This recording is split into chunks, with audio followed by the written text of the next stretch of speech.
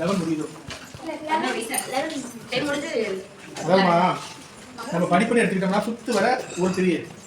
படிப்பு மட்டும் நான் சொல்லலை, நம்ம லைஃபே எடுத்துக்கிட்டோம்னா சுத்து வர ஒரு மாதிரியா இருக்கும். 5th அப்புறம் 10th வரை ஒரே மாதிரி இருக்கும், 11th 12th ஒரே மாதிரி இருக்கும், அதுக்கு இந்த காலேஜ் பீரியட் ஒரே மாதிரி இருக்கும், காலேஜுக்கு அப்புறம் ஒரே மாதிரி இருக்கும். ரஞ்சிதா கொஞ்சம் கவனிக்கலாமா? என்னமா? அதனால நினைச்சுங்க 5th வரை இருக்கக்கூடிய உலகம் வேற மாதிரியான உலகம். ஒவ்வொரு பீரியடையும் நீங்கள் நல்லா ரசிச்சு நினைச்சீங்க, என்ஜாய் பண்ணி வாங்க. இப்போ என்ன செய்வீங்க? இப்போ உங்களுக்கு இத்தனை ஃப்ரெண்ட்ஸ் இருக்கீங்க, உங்கள் டீச்சர்ஸ் இருக்கீங்க, நீங்கள் அந்த ஸ்கூலுக்கு கண்டிப்பாக போகிறீங்க. ஏதோ ஸ்கூலுக்கு போகிறீங்கன்னு வச்சுக்கோங்க, அந்த ஸ்கூலில் இந்த மாதிரி கேரிங்காக யாருமே இருக்க மாட்டாங்க, அந்த டீச்சர்ஸ் மாதிரி கேரிங்காக இருக்க மாட்டாங்க. ஏன்னா அது பெரிய ஸ்கூலாக இருக்கும். புரியுதா? நிறைய கற்றுக்கணும். இதுதான் வாழ்க்கையினுடைய அடிப்படை விஷயமே. நம்ம நிறைய கற்றுக்கணும். ஓகேவா? படிப்பு மட்டும் வாழ்க்கை கிடையவே கிடையாது. பஸ்ஸில் எப்படி ஏறணும், பஸ்ஸில் எப்படி இறங்கணும், ஒருத்தன் உன்னையே டார்ச்சர் பண்ணலாம், ஏதோ வம்பு பண்ணலாம், அதுலேருந்து நம்ம எப்படி வெளியில் வரணும். புரியுதா?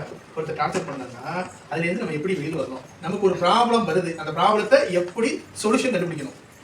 எல்லாத்தையுமே நம்ம அம்மாட்ட சொல்லலாம், அப்பாட்ட சொல்லலாம். உங்கள் வெல்விஷன், உங்கள் டீச்சர்ஸ் தான் உங்கள் வெல்விஷன். என்னைக்குமே உங்கள் வெல்விஷன். நீ 12th படித்தாலும் நீ வந்து சொல்லலாம், 8th படித்தாலும் வந்து சொல்லலாம், என்னமோ மாறி சொல்லலாம். அதனால என்ன எல்லாரும் என்ன செய்யுங்க, எப்போனாலும் வந்து பேசலாம். நான் சொல்கிறது உங்களுக்கு புரியுமா புரியாதான்னு தெரியல. தயவுசெய்து என்ன செய்யுங்க, நிறைய படிங்க. இப்போ நீங்கள் என்ன செஞ்சுட்டீங்க, நேச்சுரல் நம்பர் பார்த்துட்டீங்க, ஹோல் நம்பர் பார்த்துட்டீங்க, ஃப்ராக்ஷன் பார்த்துட்டீங்க, அதில் அடிஷன், மல்டிப்ளிகேஷன், சப்ட்ராக்ஷன், டிவிஷன் பார்த்துட்டீங்க. நீங்கள் அடுத்த வருஷம் என்ன செய்வீங்க, இண்டிஜெஸ்னு ஒரு புது சாப்டர் ஆரம்பிப்பாங்க. அடுத்து ரேஷனல் நம்பர்னு ஒன்று ஆரம்பிப்பாங்க, அடுத்து இரேஷனல் நம்பர்னு ஆரம்பிப்பாங்க. இது மேக்ஸிமம் மட்டும் சொல்லுங்கள். இங்கிலீஷ்லேயும் நிறைய விஷயங்கள் இருக்குது. ப்ரிப்போசிஷன் பார்த்துருப்பீங்க, ஆர்டிகல் பார்த்துருப்பீங்க, நோட்ஸ் பார்த்துருப்பீங்களா? தெரியல, என்ன பார்த்துருக்கீங்கன்னு தெரியல. ஆனால் வர வர என்ன செய்வாங்க, ஒவ்வொரு கிராமராக சொல்லியிருப்பாங்க. அந்தந்த வயசில் அந்தந்த மாதிரி படிச்சிட்டிங்கன்னா சூப்பர்.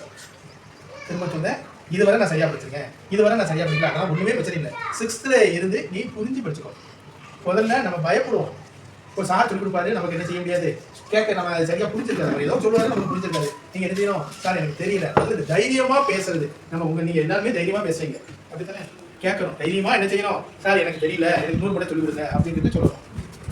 நீங்கள் எல்லாருமே நீங்கள் என்ன செய்வீங்க, சுத்தமல்லி ஊர்லேருந்து வெளியில் போய் படிக்க போறீங்க, அப்படி தானே? கிட்டத்தட்ட எல்லாருமே படிக்க போறீங்க. அப்போ அந்த டிராஃபிக் ரூல்ஸ் ரொம்ப ரொம்ப தெரியும்.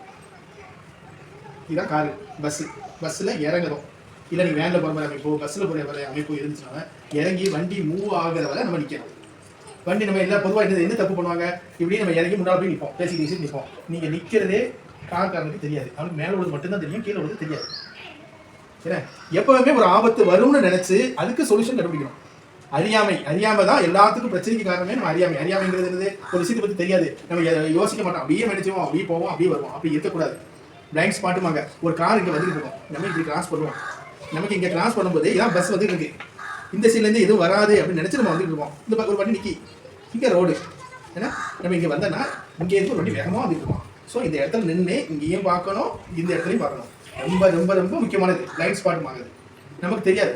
எப்பவுமே ரோட்டில் போகும்போது ஒரு வியூ பாருங்கள், அந்த சைடு இந்த சைடு ஏதாச்சும் வருதா போதா அப்படிங்கிறத பார்த்து தான் என்ன செய்யணும், கிராஸ் பண்ணணும். நீங்கள் சேரக்கூடிய இப்போ எல்லாம் புது ஸ்கூலுக்கு போகிறீங்க, புது ஃப்ரெண்ட்ஸ் கிடைப்பாங்க, அவங்க வந்து எப்படி இருப்பாங்கங்கிறதுலாம் நமக்கு தெரியாது. எல்லாருமே நல்லவங்க தான், ஆனால் ஒவ்வொருத்தரும் ஒவ்வொரு மாதிரி இருப்பாங்க. உடனே என்ன செய்யலாம், ஒரு கெட்ட செயலுக்கு அவர் தூண்டலாம். அதுக்குள்ளே நீங்கள் தயவு செய்து என்ன செய்யறாங்க, போயிடாங்க. புரியுதாமா? என்னாச்சும் ஒரு கெட்ட செயல் சொன்னா உடனே மிஸ்ஸுக்கு சொல்லணும், சார்ட்டு சொல்லணும். அதில் இருந்து நீங்கள் என்ன செய்யக்கூடாது, அதுக்குள்ளே போயிடக்கூடாது. நிறைய கெட்ட விஷயங்கள் உலகத்தில் உண்டு. நமக்கு தேவையில்லாத விஷயம், நம்ம வளர்ச்சிக்கு தேவையில்லாத விஷயம், நம்மளை கீழே தரக்கூடிய விஷயங்கள்லாம் நிறைய உண்டு. அதனால என்ன செய்யுங்க, தயவு செய்து அதுலாம் என்ன செய்யுங்க, பார்த்துக்குங்க, நிறைய படிங்க. இப்போ இருக்கக்கூடிய ஒவ்வொரு பெரிய அளவு கரெக்டாக இருக்கிறாலும் சரி, எல்லாருமே படிச்சு வந்தாங்க. உன்றது எது இருந்தாலும் பிடிக்கலாம், 1 ரூபாய் பிடிக்கலாம், சொத்தை பிடிக்கலாம். ஆனால் உன் அறிவை யாராலுமே பிடிக்க முடியாதுல்ல. நீ கரெக்டாக படிச்சேன்னா கரெக்டாக அடிக்கலாம், அதுவும் பிரச்சனையே இல்லை. நீ இனிமேல் நல்லா படிப்பேன். என்னமா மாநிலசெல்வன் நல்லா படிப்பீங்க, எல்லாருமே மகாராஜன், கௌதம், மற்றவங்களாம் ஏற்கனவே நல்லா படிச்சுட்டு இருக்கீங்க. ஏமா நீ எல்லாருமே என்ன செஞ்சிடும், எல்லாமே நல்லா படிப்பீங்க. அதனால் தெரிஞ்சு படிங்க, சந்தோஷமாக படிங்க, அம்மா அப்பாவோட மரியாதையாக நடந்துப்பீங்க. போகும்போது நம்ம 6th போனோடனே நமக்கு தான் எல்லாம் தெரியும் அப்படிங்கிற ஒரு இது வரும். புது விஷயங்கள் செய்கிறதுல இன்ட்ரெஸ்டிங் வரும். ஃப்ரெண்ட்ஸோட போய் படத்துக்கு போகிறதுக்கு இன்ட்ரெஸ்டிங் வரும், ஃப்ரெண்ட்ஸோட போய் போட்டா சாப்பிட்றதுக்கு இன்ட்ரெஸ்டிங் வரும். புதுசாக ஒரு விஷயத்தை கற்றுக்கிறதுல இன்ட்ரெஸ்டிங் வரும். அந்த கற்றுக்கிறது வந்து நன்மை பயக்கிறதா பார்த்துக்கிட்டு, புரியுதா? புதுசாக நீ மேக்ஸ் கற்றுக்குதா, புதுசாக சயின்ஸ் கற்றுக்குதா, புதுசாக சோசியல் கற்றுக்குதா, அது வந்து நல்ல விஷயம்.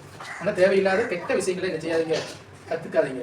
ஒரு கெட்ட விஷயம் இருந்து அதில் இருந்து மீள்றதுலாம் ரொம்ப ரொம்ப கஷ்டம்.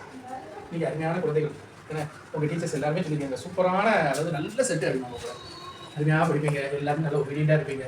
இதே மாதிரி எப்போவுமே நீங்கள் என்ன செய்யணும், நல்லா படிக்கணும், பெரிய ஆளாகணும். திரும்ப சொல்கிறேன், என்ன கஷ்டம், என்ன உனக்கு என்ன பிரச்சனை வந்தாலும் உங்களுக்கு ஹெல்ப் பண்ணுறதுக்கு இத்தனை டீச்சர்ஸ் இருக்காங்க.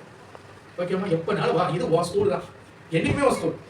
என்னம்மா லீவ் விட்டுட்டீங்களா, லீவ் விட்டதை வாங்க, அப்படியே போயிடாது. இந்த ஸ்கூல் விட்டு ஸ்கூலுக்கும் உங்களுக்கு ஒரு பாண்டிங் இருக்கு.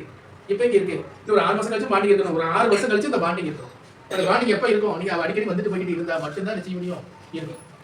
நல்ல படிங்க, ஒரு கடுமையான ஃபியூச்சர் இருக்கு, சூப்பராக வருவீங்க, பெரிய லெவலுக்கு வரணும். உங்களை கூப்பிட்டு நாங்கள் ப்ரேயர் நடத்தணும், ஸ்டேஜில் நீங்கள் வந்து நீங்கள் பேசணும், நீங்கள் பேச போகணும், எல்லாரும் நினைச்சிங்க அதுக்கு ஏற்றப்பட படிங்க.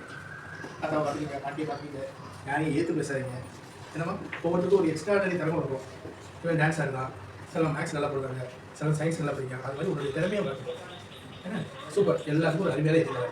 Okay okay, thank you.